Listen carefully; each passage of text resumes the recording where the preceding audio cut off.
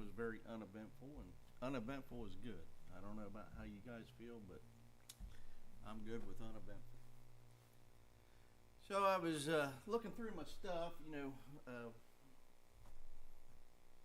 Ron got me to thinking about this being New Year's.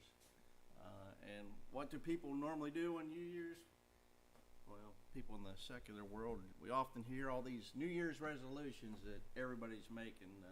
I'm going to lose weight. I'm going to make X amount of dollars. I'm going to whatever. You can attach whatever you want to that statement.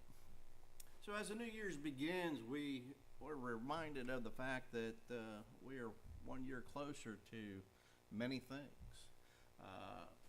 The day of our death is actually closer. Every minute we breathe, every moment that goes by, we're just that much closer. We can also look at it as, there's the possibility that we may never ever see death, that the Lord may come at any time, and we're just that much closer to Him coming, and that we will be transported, transfigured in a blinking of an eye, and never see death in and of itself. That day when we shall stand before the Lord in judgment is also a little bit closer. Something to give consideration for. That day when we will either say, "Here, come," quoting Matthew 25:34, "Come, you blessed of my Father, inherit the kingdom prepared for you from the foundation of this world." Or in verse 41, we see, it's either going to be, "Welcome, enter in, thou great and faithful servant," or we're going to hear those fatal words, "Depart from me, you cursed, into everlasting fire prepared for the devil and his angels." And that's Matthew 24:41. "Depart from me, I never knew you not." So, we might want to reflect as we transition from 1 year to the next. Have we done what we are supposed to do as Christians? Since we are 1 year closer to that day when our final destiny will be forever determined, let us use the opportunity to provoke our thinking as to how we might have used this past year, and then also maybe not necessarily some resolutions, but maybe some things that we could adopt going forward into the new year to help us be better Christians. So my goal is to encourage us to do better with the time that we have left. So let's begin by considering this past year. Another year has gone by. Have you read the Bible? Did you take this opportunity? In the weekly bulletin, there's a weekly suggested, not mandatory, but suggested reading program. And if you read those every week, that will take you all the way through the Bible. Did you happen to do that? Or did you have your own reading program, or if not, and especially if you've never read through the Bible, and I was guilty of that for a long time. Can we honestly say that we're being serious about our spirituality and our attitudes towards God? Might ask, has our relationship with God or Christ improved over this past year? Have I become a better Christian? Am I better, or have I digressed backwards? Do I have a good communication? I have up here is good communication is key to any healthy relationship. And I think we can look to the secular world. Can you think of any human interaction that takes place without some kind of communication? And it may not be verbal, but it can be nonverbal communication. But the point is that there can't be any interaction without some type of communication. So have we interacted with the Lord? Have we been listening to God through His recorded word? As we sit here and we study, Wednesday night we've been having a great study on zeal, or studying the prophets all through this past year. Have we been listening? Have we been adopting those precepts into our everyday lives? Or do we sit there and ignore them and say, well, it's just ain't a convenient time to incorporate that into my life. I'll work on that next year type thing. Or, better yet, have you been talking to God? How's your prayer life? Do you set aside time to pray unto Him? When you enter into life struggles, remember James says, if you lack wisdom, pray and ask, and He is sure to forgive. So are you going through life struggles, the struggles that you've had throughout this year? Have you done it alone, or have you leaned upon the Lord? Have you adopted a good prayer life to communicate with God? Effective communication requires two-way communication. And I firmly believe that the Lord does communicate backwards or communicate to us. I firmly believe that there's been times that I've been in situations where I've asked for wisdom, and then it just came.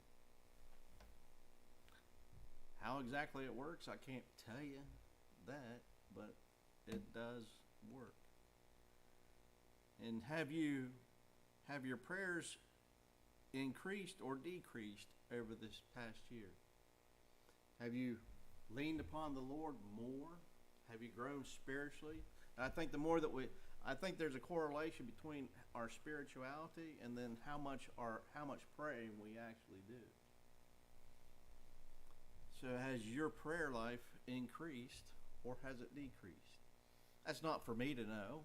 I don't need to know that. That's something for you to reflect upon and for you to determine yourself. But if it's decreased, you might want to go a step further and ask yourself, why has it decreased? Am I doing all that I should be doing?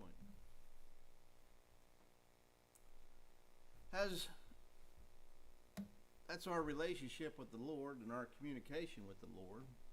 Why don't we switch gears to our relationship with our fellow brother? Did that improve over the year? Or did it remain status quo? Or worse yet, did it degrade perhaps a little bit further? Has our love for one another increased? I'd like to say decreased.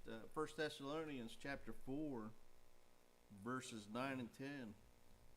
When we consider what Paul writes over there to the Thessalonians, he says, now, concerning brotherly love,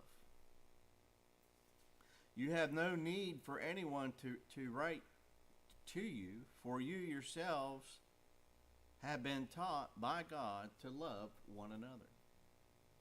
For that indeed is what you are doing to all your brothers throughout Macedonia. But I urge you, brothers, to do this more and more. So have you loved your fellow brethren more and more throughout this year? Can we say that we are closer to one another than we were the previous year?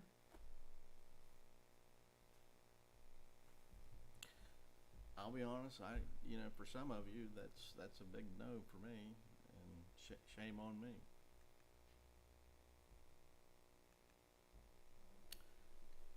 Has our relationship with those in the world improved?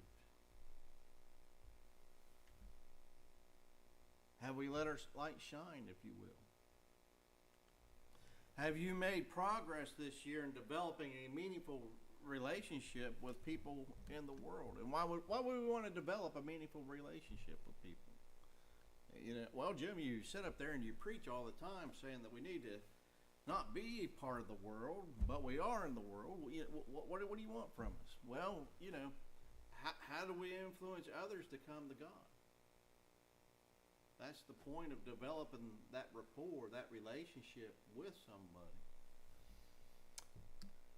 So often a person is converted not because you hand them a tract, or not because you happen to come by and say, hey, you want to become a Christian?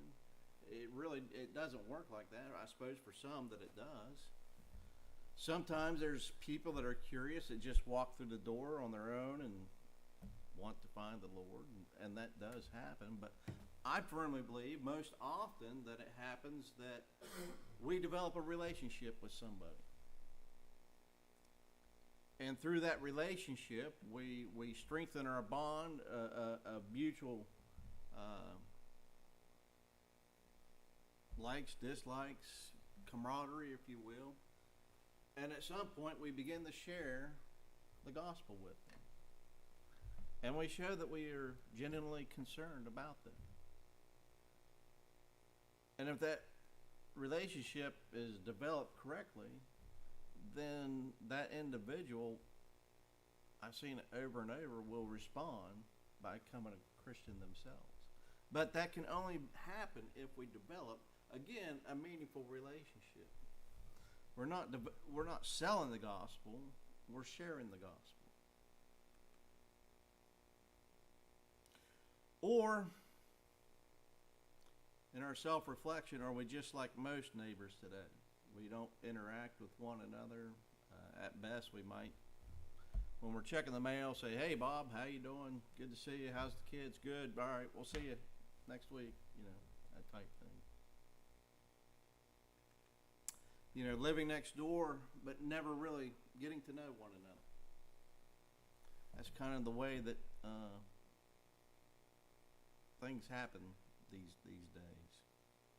And it's probably not a good way. We should probably invest a little bit into our relationships with our fellow neighbors and build that rapport and share that gospel.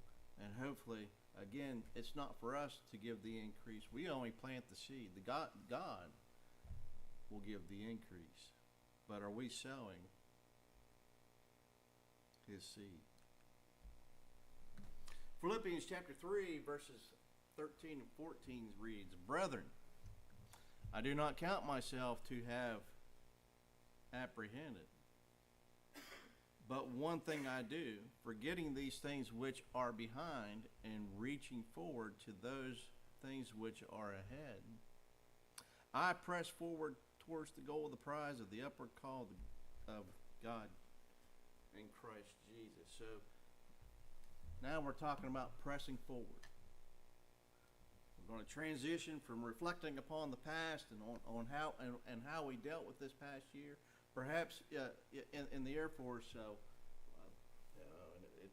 just left my head.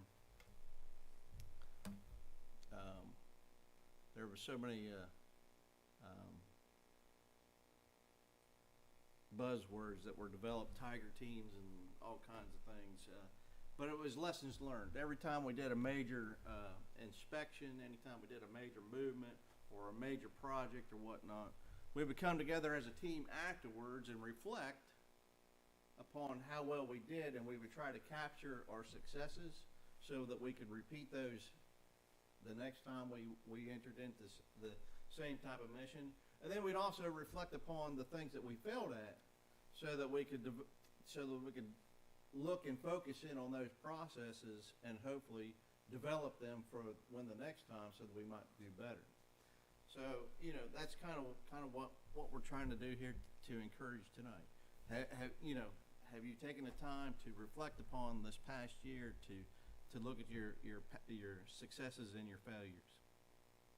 So now let's consider the year going forward.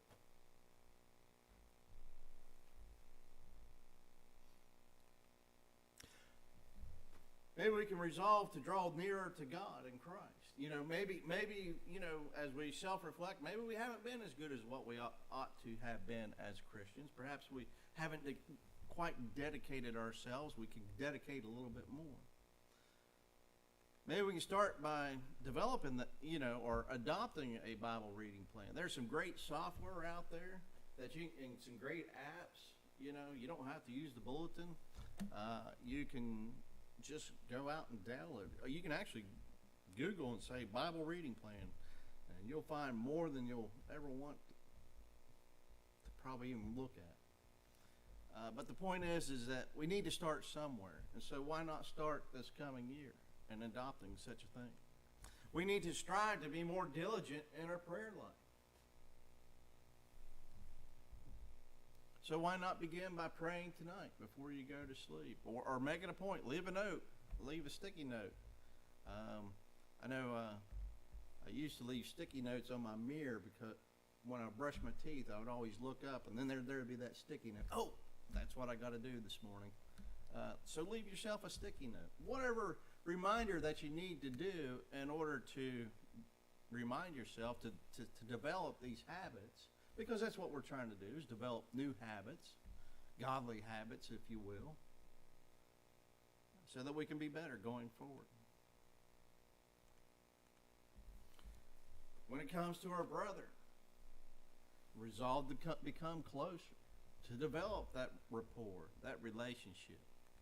Make it a point to converse with all the brethren, not just like-minded brethren, not just ones that like to fish, not just like the ones that like to hunt, not the ones that like to cook and bake, or whatever hobbies that you might have that you enjoy. 3 John verse 14 reads, I hope to see you soon, and we will talk face to face. Have you conversed face to face, or have you made it a point to call your fellow brother and check in on him and say, hey, how you doing? How about by having a different person or family in your home each month? 1 Peter 4:9 says that we should show hospitality to one another without grumbling. So why not invite one another over? Why not open up your homes? And again, there's nothing, there's something to be said about sharing a common meal with one another and conversing.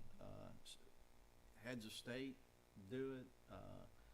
Kings have done it for years, throwing banquets.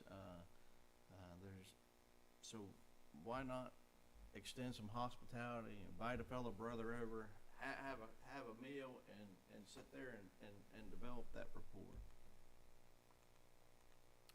Or we can resolve to become closer to our brethren by visiting a different person or family each month, each quarter, whatever it might be. But the point is, set out what have you purposed to do this year? Or what are you going to purpose to do next year, or this coming year? I have up here, hosting may not always be convenient and gives others an opportunity to extend hospitality. So why not take advantage of it? And if you're alone, take somebody with you. Why travel by yourself? Maybe reach out to a fellow brother or sister and say, wait, I want to come. Would you like to go to the mall with me? Would you keep me company as I go to the doctor? Whatever that might be. It's just, again, another opportunity to build and strengthen that bond of brotherly love.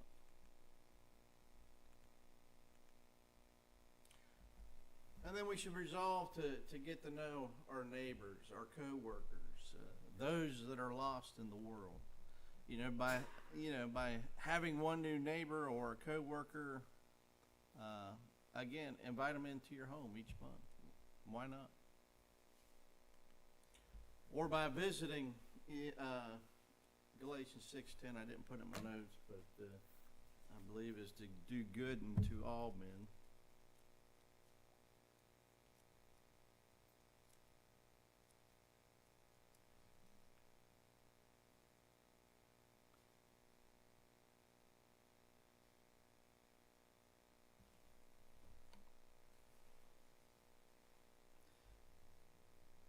It says, so then, as we have opportunity, let us do good to everyone. I'm reading the ESV, and especially to those who are of the household of faith. So what's the key verse there? as we have opportunity. So make some opportunity. Again, have you purpose to do it? You know, build meaningful relationships. Opportunities can be created to share the gospel by doing so. Again, people are more inclined to listen to somebody that they trust and believe in than they are a stranger. But before you can, they often say that trust is earned.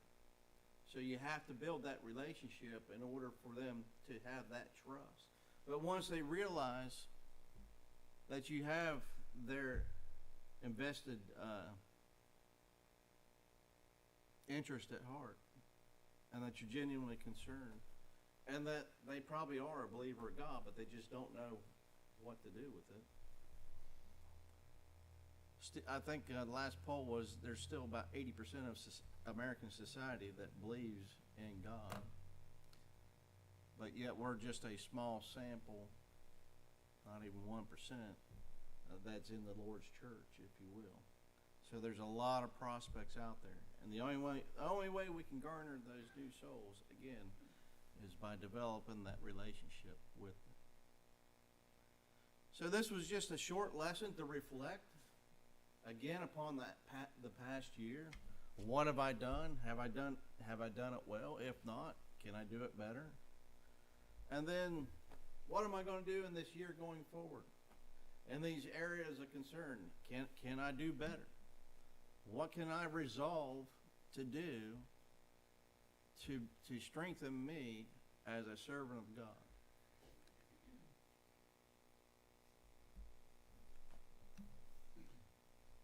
So as we close out, we might consider, these resolutions may sound simplistic, and I mean they often do, and it's real easy to put them down on paper and say that, yeah, that sounds good. I can certainly do that.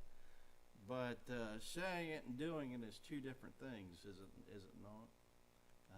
The hard part is enacting it, adopting it, actually doing it. So they go a long way to increase closer relationship with God, with our fellow brethren, as well as the lost. And that they will bless our individual lives because we have done what we ought to as Christians,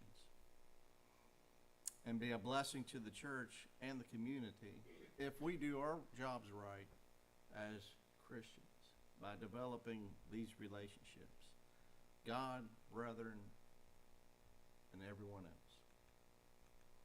We always plan to do on doing better tomorrow, and we realize that time is a precious commodity, but it's a commodity that's given to us by God.